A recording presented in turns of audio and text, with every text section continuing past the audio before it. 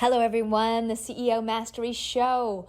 I am pulling again another from the archives. I just love these calls with my father, Chet Holmes, where he brings on different business owners and just does hot seats with them, just live. Let's see what we can do to tune up your business. And this one is a great one as well. There's so many nuggets in here to take away. I don't even want to give it away. I'll just let my father take it over. Here we go. Becoming a master is not about doing 4,000 things. It's about doing 12 things 4,000 times. The Ultimate Sales Machine presents the CEO Mastery Show for entrepreneurs looking to grow faster, better, smarter. If you would like to have a profound breakthrough in your business, talk to our team live by visiting chetholmes.com/breakthrough. Good advice is contextual. Get your answers at chetholmes.com/breakthrough. Let's go with Dick Bettenberg. Dick, if you're there, say hello. Hello? Hey, Dick. Hey, how are you, Chet? How you doing? Good. So tell me what it is that you do. We have an information technology group of consultants that provide information in the form of business intelligence to three primary industries. One is the cable industry, the other is telco, they're very the same, and utilities, all having to do with operational efficiencies, customer care, and of extending their lead over competition. Okay. Give me a specific example of something you do. People. What we do is go in, and typically organizations have silos of IT and they don't talk very well. So finance probably doesn't talk to sales, that doesn't talk to marketing, that doesn't talk to call center, that doesn't talk to whoever on down the line. And because of that, they don't have the full picture of what's going on with what's happening out in the field with truck rolls to do installations, with customer care that's taking orders for installs and disconnects. They all don't share sales metrics or campaign management or even warehouse management or billing installs and things. And you have a program that does all those things? What we do is based on what the customer, when we go in and try to figure out the pain, they'll usually have one or two that are really bothering them. And so what we do is provide the interface between the silos of information to give them timely business intelligence so that they can make decisions on how to improve things, like number of calls per day that their techs are making to install or deinstall product. What's the cost of something like this? A truck roll or our cost? What you charge them to do this for them? Typically, we're on an hourly fee for consulting, and it ranges anywhere from, say, $150 to $200 an hour. But the average project will be 50 hours, 500 hours? Probably in the area from $250,000 up. Hours or? Dollars. Yeah. So it's $250,000 investment, but how do you sell it? Do you sell stage one, which is like an audit and investigation, and then how do you sell it? You're exactly right. What we do is get them on the phone. Maybe they've heard of us, and our pitch is to do with getting their arms around operational efficiencies and improving margins. And we'd like to come in and do a discovery session, probably take a week or two, depending on the number of departments that we have to talk to. How would you charge for that? Depending on the length of time, it would be an hourly charge, or what we're working on now is in our core story, when they go to the Batman commercial at the end, we're going to offer a week at no charge to do the investigation of pain, where we'll go talk to everyone and see what's the biggest thing. I don't recommend the no charge. Okay. Because if people don't pay, they don't pay attention. Agreed. I recommend that you would put a higher charge on it and give them a special to get them to go now. Okay. Say it's $10,000. Normally we charge $10,000 for one of these assessments, and blah, blah, blah, blah, blah, blah. But right now, I've got a couple of guys I can put on this, and if you can make a decision in the next 7 days, I give it to you for only half. for only $5,000. I like it. And the other thing is, with this model, which I'm very familiar with, we're working with a company right now that does power monitoring. They have devices that monitor the quality of power and for electric companies. So they're already going to all the utility companies, and they have a great core story, and it's aimed at the CEO. But it's probably not as impactful as yours, because really, ultimately, what they're looking to do is get these little devices in the hands of their engineers. But their situation was just to explain it, and there might be some synergy here, because your core story should be more powerful than theirs, because you're covering all the areas. They really only cover one area, but we fattened up their core story to talk about areas that got them in there. For example, one of the things that happens every single day, by the way, every single day someone dies trying to monitor power. Every single day. 365 days a year, a technician gets killed, gets electrocuted, trying to monitor power. And the average lawsuit for that is millions of dollars. So when they get a CEO on the phone, they're using things like, look, we are going to help you reduce litigation. We're trying to make it sound like it covers a broad area of stuff, but really it covers this main thing that they cover. And then, of course, they have lots of stuff about the power grids and how they're old and antiquated and collapsing and blackouts left and right and government regulations. And so it is pretty cool. Did you build your own core story, or did you have one built for you? No, you guys built it. We worked with your folks and our coaches, Jim Castillo, doing a good job. And then Erica, I don't have her last name, but she's been very diligent in helping us through a real tough core story, because we have so many things that we do. It's tough. I can tell you right now, yours is hard. So what I would do is we have that part where you come into, and now word from our sponsor, and then you talk about yourself and what you do and how you do it and how you're solving some of the problems that you've just been laying out for the last half an hour. Yes. If your core story is structured properly, that's how it should be. Sure. And then it says something like, one of the things that we do is we show you how to solve all these problems, and we do this through a diagnostic process. That diagnostic process would include, and now bullet, complete investigation of all your silos of information. Bullet, pick recommendations on how to communicate effectively between these silos. Bullet, and I'm making up stuff based upon what you told me, but your bullets should be way better than mine, right? Because you know what you're selling.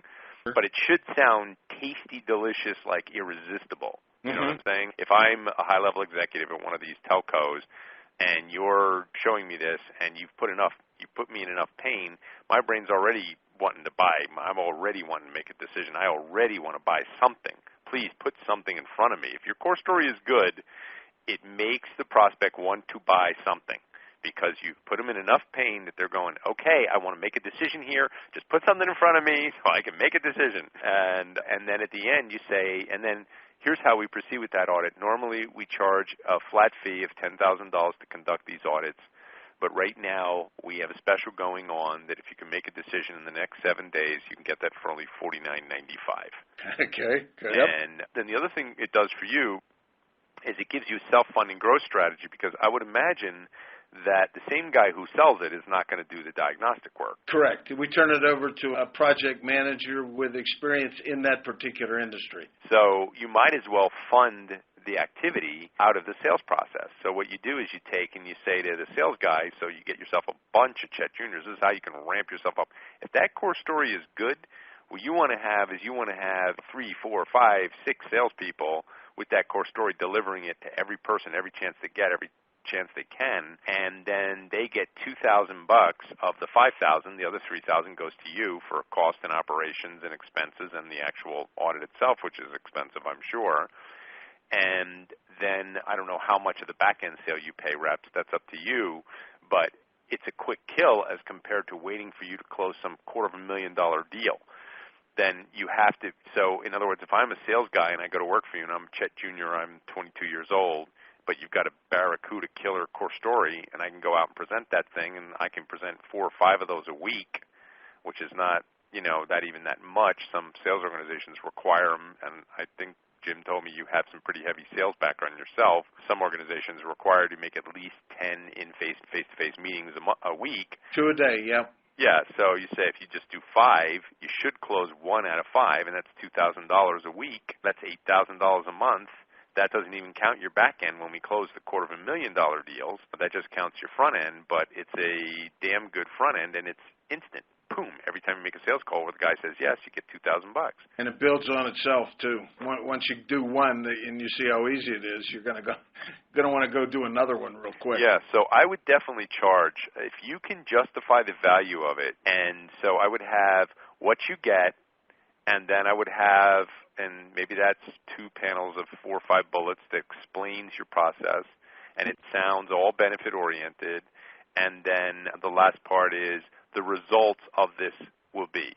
You'll have a path to know how to do this. You'll have a path to know how to do that. You'll have a path that will help you reduce this cost. You'll have a path that will help you reduce that cost. That it's all in a sequence of things. That's how I would structure that for sure.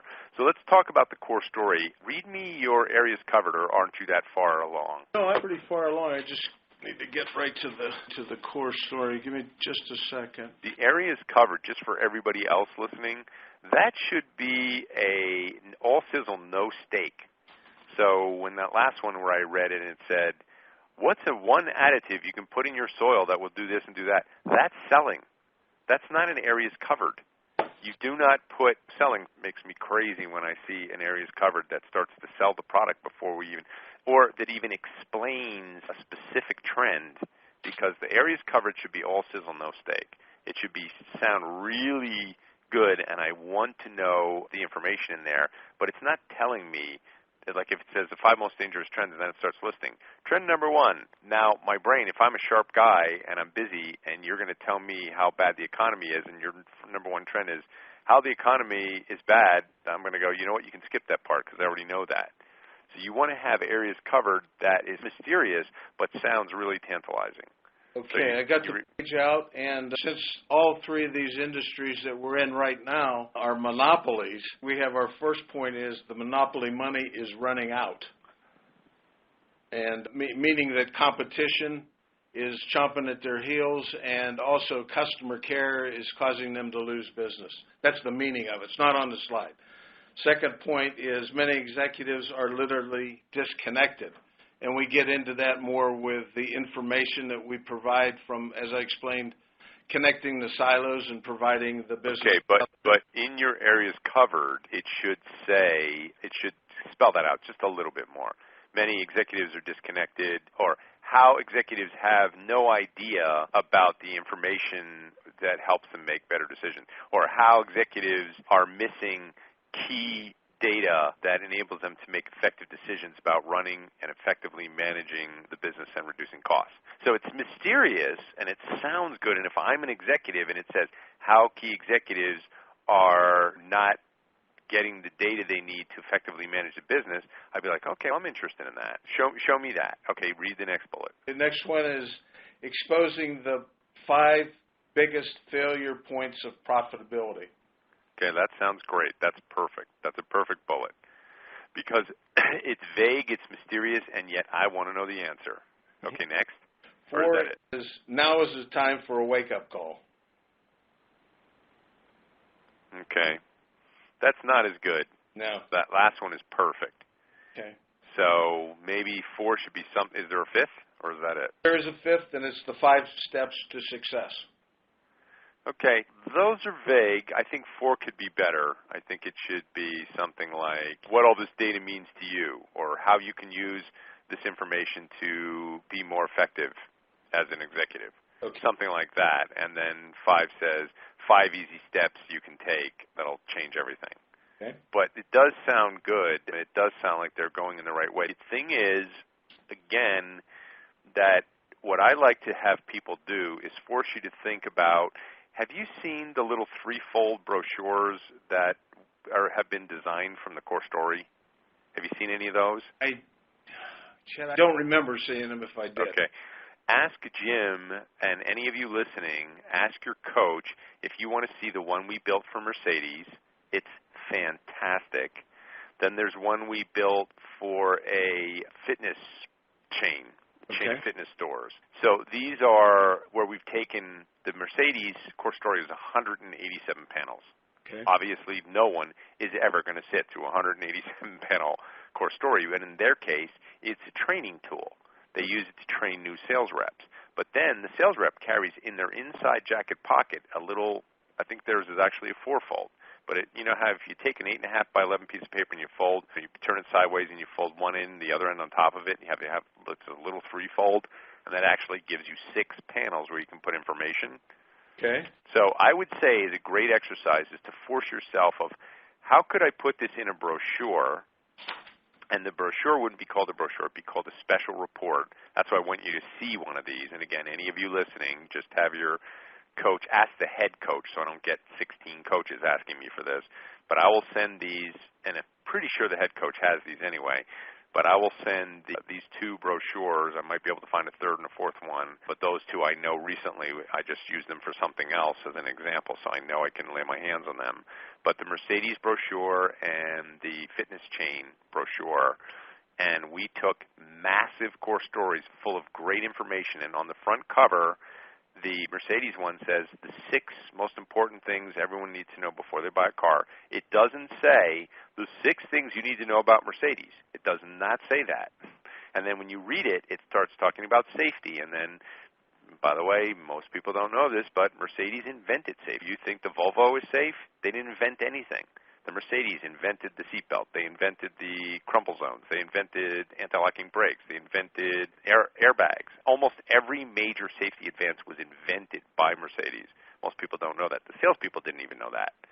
We taught them that. You using that as a leave behind or a pass out at a show or what?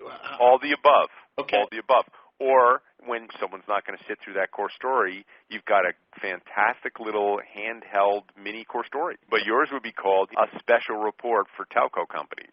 Okay. And then this way it can be used at a trade show. It can be used when someone won't sit through an elaborate thing. But here's why I want you to do it, because it forces you to use only the best information of your core story. Okay. What are the 5 points? I just tested a new copywriter who obviously read my stuff. And I told him, give me a pitch on the book, like why people want to read my book. This guy's interviewing for a job. And I said, I just want to see how he writes copy. So I said, give me an example of why someone would want to read my book. And he wrote a paragraph first about the state of the world and then pitched the book. Okay. So that's basically what a core story does. It first talks about what's going on in the world that makes your thing important, and then it pitches it, but it pitches it in a way that's still educational. So it never says why you should hire us. It says the 5 things to look for if you're going to get this problem fixed. Here's the way you do it, and then it's explaining all the stuff you do without ever pitching you. It's just a hook. Brilliant. It's a good hook. And then in the end, it goes, now a word from our sponsor, and that should be the shortest part of the whole core story because you've already done all the heavy lifting. That should say, by the way, everything that we just taught you, we do all that. And that end part should be 5 panels, 10 at the most. I see these core stories where there's 30 panels of a pitch on you. That's wrong. Yeah, that's what I was afraid we were doing. We were trying to do a sales pitch at the end, and probably that's not what it's set up to do. Well, again, if the core story is right, it's going to teach me everything you do without even telling me it's all you. Because what happens is when the whole idea is you're going to call up a telco topic level executive. That's who you need to be at, right? You need to be like CEO level for your pitch. Am I right? Yes. In an ideal world, you would love to be with the CEO of the company. So you can say that. You can say, look, there are 8 silos of information that dramatically affect how your business is going to function, making it as efficient as possible, making it as profitable as possible, and avoiding some of the disastrous mistakes and things that can like literally ruin companies and take them from profit to loss. And so our company, which has been serving the telco market for X number of years now, we commissioned a study on this, and when we found the information, we thought, boy, this is so compelling, we put this into a executive briefing. And we're going to be showing that to AT&T, and we're going to be showing that to Verizon, and we're going to be showing that to, making up names here, them better than me. And so when you're talking to other big players, you mention the other big players you're going to be showing it to. And, in fact, if you have the names of the CEOs of those companies, it will help you even more. You know, we're showing it to David Branson at AT&T. We're showing it to Jackie Chan, and I'm making up names now, being fun. Jackie Chan, the head of Verizon. And if you can mention the names of the CEOs you're going to be showing this to, or you can say, let me see, other people on our list are, because remember, you always want to be telling the truth. And then when you get, what's another big telco company? Oh, T-Mobile. Yeah, when you get T-Mobile, now you should have no problem getting AT&T and Verizon. And there's thousands of little telco companies now left and right and right and left. But that's where the competition's coming from. Yeah, exactly. And for Cellular you, side of the business, right? yeah, sure, of course. For you, though, the big opportunity is in all those other ones. So what I would say is when you promise you're going to come in and give me an executive briefing, you have to live up to that first. So if your core story is, let's say, 80 panels, 90 at the most, because if you're doing 2 panels a minute, you're going to do a 45-minute, maybe a lunch and learn or an executive briefing, and you tell them, look, it's 43 minutes. You want to try and make it sound precise. You say it's 43 minutes, but with Q&A, most people allow an hour. Mm-hmm. And then also remember your fallback should be to offer a lunch and learn because those are easy to sell. You know, come in and cater your lunch. In your case, if you're going for such big deals, it's not a big deal for you to bring in lunch. You know, who cares? It's going to cost you $100 or something, $200 if they bring a whole staff of people in there, 5 people for you to present to. When you're offering to teach me how I can run the 8 silos of my business with greater effectiveness in ways I couldn't possibly imagine, and I should see that right now because these things are going to dramatically affect my profitability, and you do this as a service to the market because after you saw the results of the study you commissioned, you were shocked and you knew that the executive had to see it. And I'm writing your pitch for you right now. I hope you realize that's your pitch. Taking notes. Yeah, it's recorded, so you can get it from your coach and go back and take it word for word because that's strong stuff I just gave you, that strong copy. And then you should have a write-up that says that, and then you should go to some of your current clients and get letters that say that. And so this way you've got all kinds of tools in your arsenal and marshal your sales effort around that compelling offer to teach them something of extreme value. And if they say, what do you get out of it? You say, what we do is we help companies in some of these areas, and what we get out of it is a public relations effort. It's how we meet executives like you, and heck, we know a lot of people in the industry, and we're sure you'll find it valuable.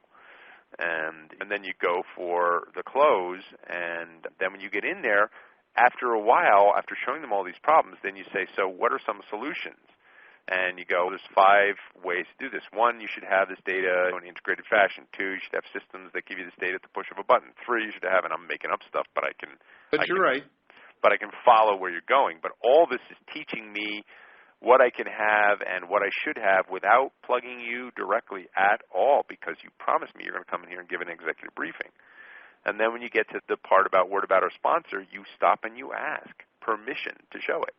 Okay. Because you've got to say, in fact, at the beginning, what you should say, and I believe this is in the training module, you should say before you even start presenting, you should say, now, Mr. Jones, as this is a commissioned study we've done with the Fortune 500 research firm, and we were so impressed with the data, millions of dollars in raw data and hundreds of pages of research, and we boiled this down into this 43-minute executive briefing that I'm going to go over with you today.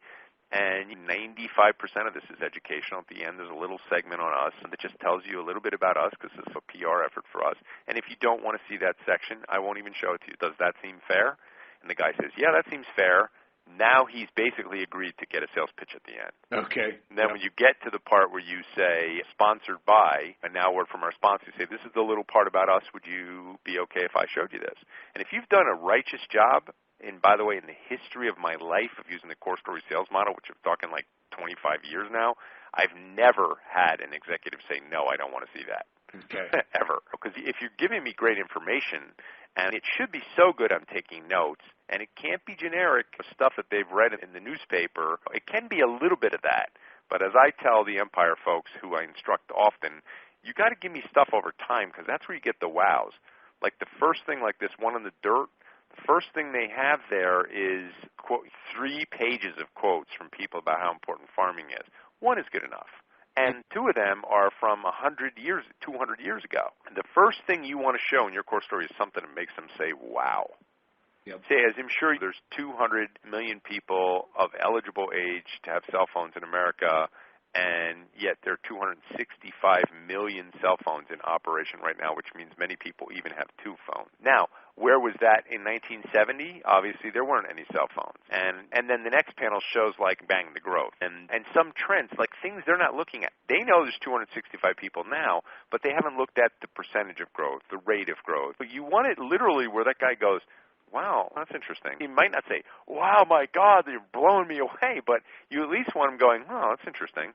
You at least want to have right out of the gate, not just you, but I'm telling everybody who's listening, that you want to have those wows right out of the gate. And the way you get them is you look at things over time. You're going to get the wows.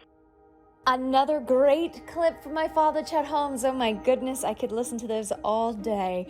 I have to say, and it's not just me, we still get people that call in saying, you know, I've had this DVD for the last 20 years and it's no longer working. Will you send me a replacement? How many people out there that teach educations where their clients come back to them a decade later trying to get a replacement for a DVD because they just value that information? That I'm so grateful to be able to carry on that legacy of tried and true methods. So if what you heard today, if that sounds of interest to you, if you think, you know, I could really use that competitive edge against my competition right now, or, you know, I'm trying to generate leads and it's just, I'm not able to get in front of my prospects, or, you know, what I'm generating right now is not as good as what I think I could if I just had the right message, if I just had the right education. Well, there's some help that you could get. All you have to do is go to chetholmes.com/paradigm, PARADIGM, chetholmes.com/paradigm. There's a whole education there that talks about the difference in marketing and sales, what's happened over the last 10 years, what you can do today. And then if you would like some help, go ahead and click the link. Sign up for a no obligation consultation where we'll talk to you about your business. Again, that's chetholmes.com/paradigm. Subscribe for more videos. Claim your free Chapter 4 of The Ultimate Sales Machine. This chapter helps you get 9 times more impact from every move you make. Visit ultimatesalesmachine.com. This has been the CEO Mastery Podcast, brought to you by The Ultimate Sales Machine.